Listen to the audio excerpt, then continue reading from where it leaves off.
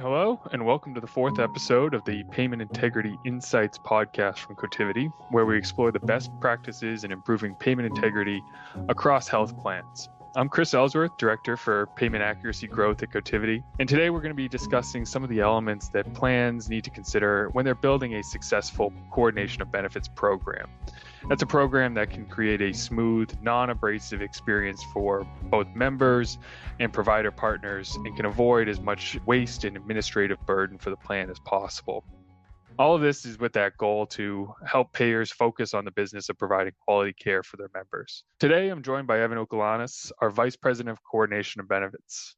Hey, Chris. Glad to be here. Thanks, Evan. So here at Cotiviti, we work with over 100 health plans. So we're able to take a holistic view of market trends, including what we're going to be talking about today, and that's the coordination of benefits world. So let's begin by talking about some of the market environments for our health plans and how this impacts their coordination of benefits programs from top to bottom. So, we see rising healthcare costs and increasing medical loss ratios, and our clients are more concerned about MLR in 2024 than they may have been a year or two ago as we exited the pandemic.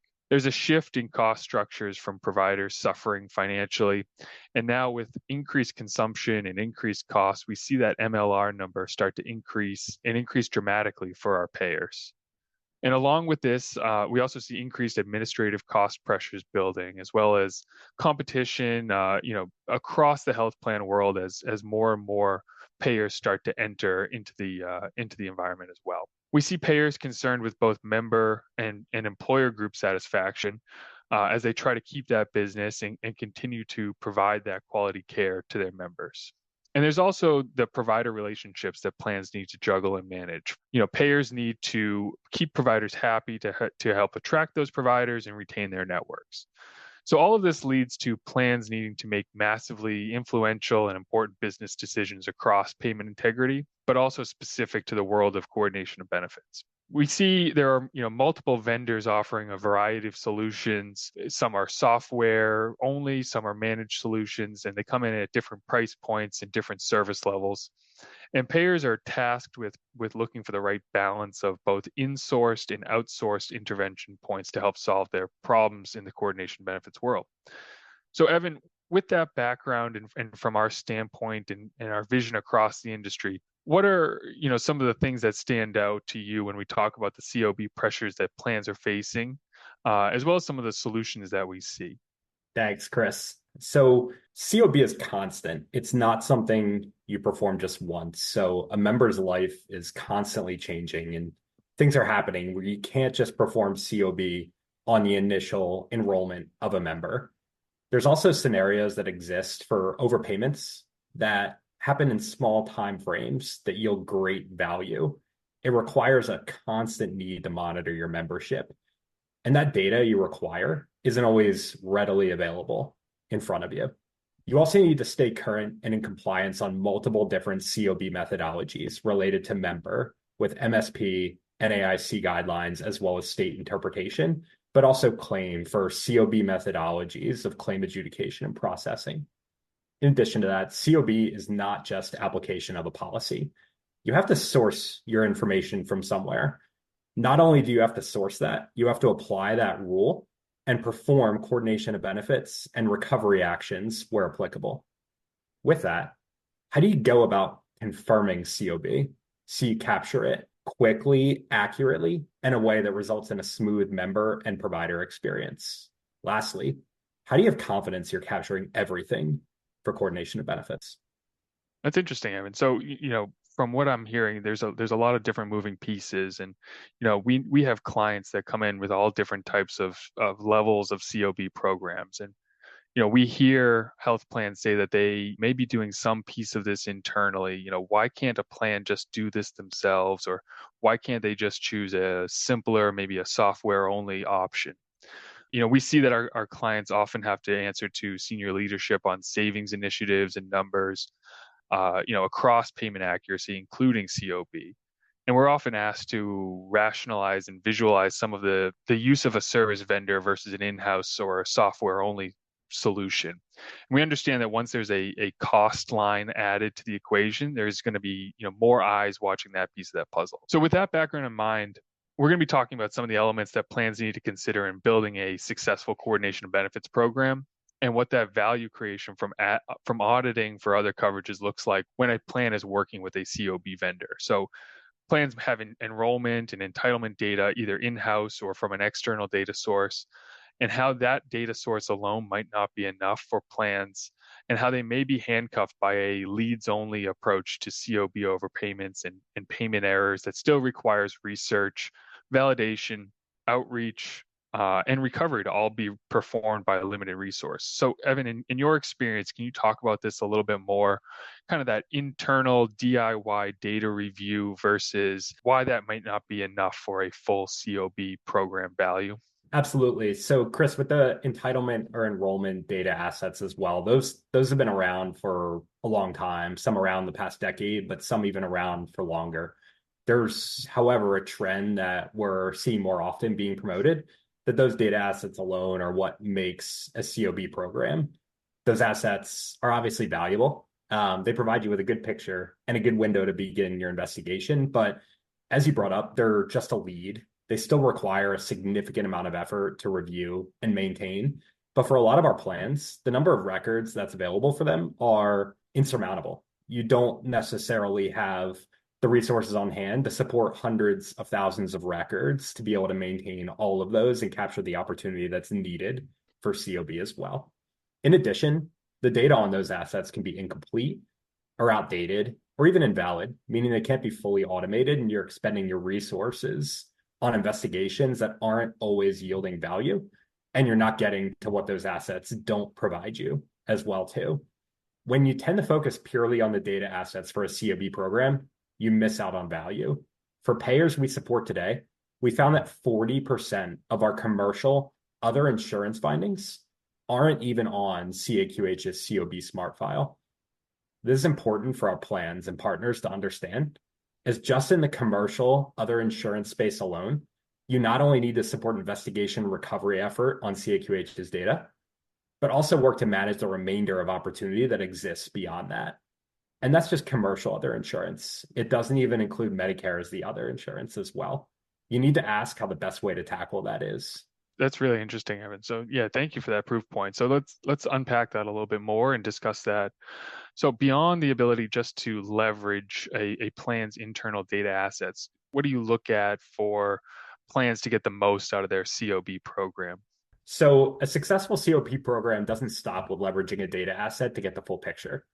Like we talked about, those files are a lot of data and they are strong leads, but they leave open a pool of opportunity within themselves, but also without it. In addition to that, data, like we talked about, is ever changing. As a member's life proceeds, things change. A life event such as a birth, a marriage, an illness may change a COB scenario, and you won't be able to capture that overpayment with just leveraging an asset. So what are those circumstances that require review? First and foremost is investigation-based efforts. These are the foundation of a strong COB program. So let's talk about one in particular, employer outreach or employment verification. This is when we verify working status or group size or total number of employees with an employer. This has a direct impact on primacy with Medicare and your plan. We do this because of an industry gap where employers do not update working status with you, the plan, in a consistent manner, or don't provide the required working status at all, especially as it relates to scenarios such as COBRA, retirement, or long-term disability. Also, in gathering this information from the employers, you need to do it in a way that you can have a smooth experience for both the member and your client in this instance as well. Looking at a vendor to be able to support those efforts, Cotiviti finds that up to 30% of our Medicare other insurance findings are a direct result of that employer outreach. It shows the true value of that investigatory-based COB solution that goes beyond what an asset or data file provides as well too. In addition to that, there are a multitude of complex concepts that go beyond what these assets are finding as well too. One being automatic newborn coverage, where enrollment doesn't even exist for one plan that's not available on these assets and files. In addition, tertiary coverage, where a member may have 3 plans, including 2 commercial plans as well as Medicare. Primacy for a member may change for any reason for any individual plan, thus resulting in missed opportunity or overpayments. There are also claim-based concepts such as pre-entitlement and proper billing instructions with each MAC, Medicare estimation, and incorrect secondary liability on known COB scenarios. A comprehensive program looks at all of these in order to ensure that you're capturing all the opportunity that goes beyond leads. So it sounds like when we talk about COB and multiple coverage scenarios, there's a lot of nuance and a lot of detail that goes into these types of reviews. So when we're talking about this, it sounds like that this is part of a full payment integrity solution, right? So we're looking across the payment continuum and across claim types. So we often see this materialize as including automated editing and policy application, as well as review of correct coding and clinical accuracy, or even as deep as waste and abuse reviews to target and find providers who maybe miss billing claims. But there's so much nuance, Evan, in kind of how you describe the COB world and what goes into some of those reviews and how the plans have to approach these claims and the billing accuracy from different angles for COB. So what would we expect to see payers leveraging data assets and internal teams that we talked about? What are some of the other pieces of the puzzle that a plan should be looking for when it comes to COB accuracy specifically? Yeah. And Chris, we do expect our plans to begin support of a COB program through those entitlement assets and maybe even a commercial other insurance asset as well too. That's expected. But let's also talk about some solutions that can exist in parallel with those as well too. So let's start with prepay.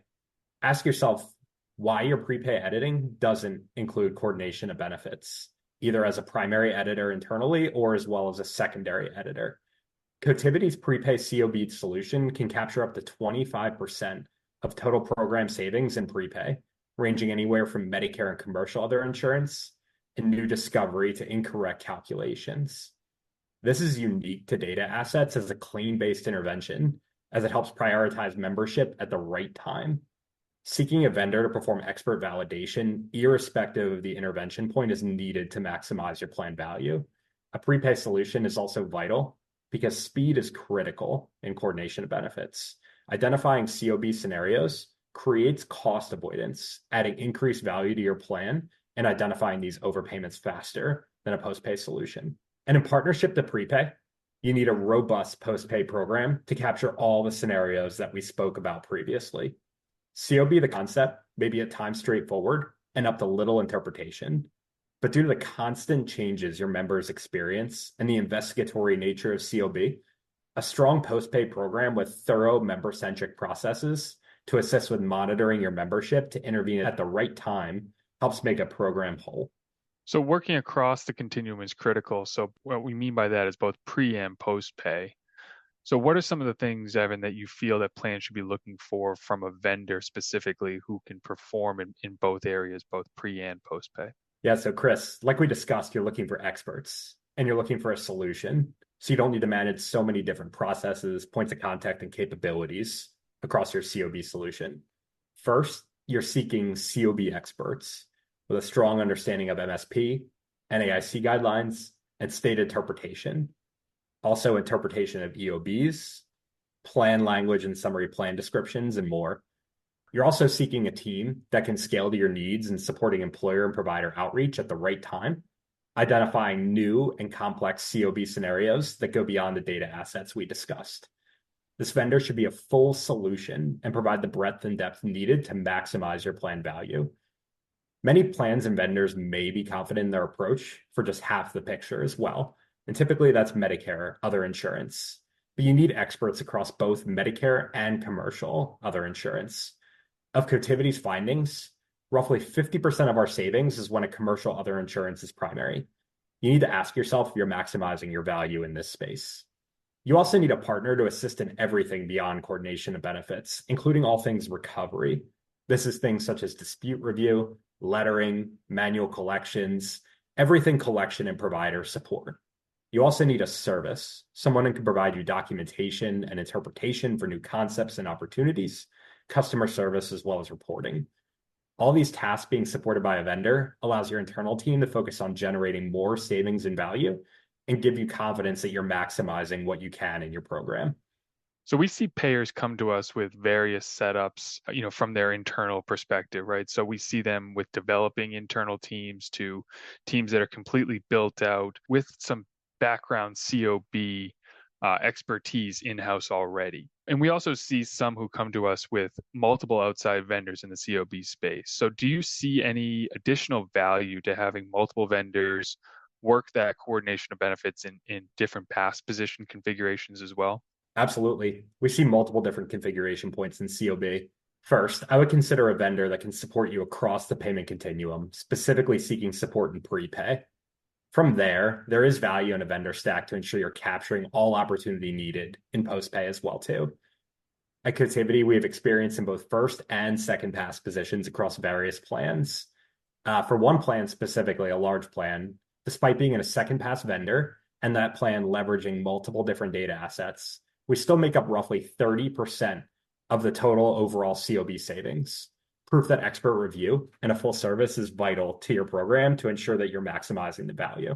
Thanks, Evan. That's a really great explanation of some of the complexity of COB and some of the reasons that plans might want to have multiple and different intervention points, including potentially different and multiple vendors stacked in postpay. There's obviously a need for supplemental data sources and quality data, and of course that human element that can apply these rules and how that expertise is so vital. So when we put that all together, it sounds like an ideal COB program might be somewhat unique to each plan, but in general, there are consistencies in what we see as necessary. So we fully expect plans to leverage an internal COB team. Often this is the first line of defense. We see plans ingest data assets such as CAQH and membership and entitlement data to help supplement those reviews. And then we see plans use the capabilities and expertise of a full service COB vendor to help span that gap between pre and post pay to ensure that these are working from both ends of the payment spectrum, including that validated identification of overpayments. That full service quality vendor looks at everything, including provider support, employer outreach, recovery work, all the way through offsets and collection work as well. So this was a really great discussion, Evan. Thank you for the time and insights. Yeah, this is great. Thanks for having me. You've been listening to Payment Integrity Insights, a podcast from Cotiviti. I'm Chris Ellsworth, Director of Payment Accuracy Growth at Cotiviti, and I've been joined by Evan Okalanis, Vice President of Coordination of Benefits. For more information, start the conversation with Cotiviti today by visiting us at cotiviti.com. Thanks for listening, and you'll be hearing from us again soon.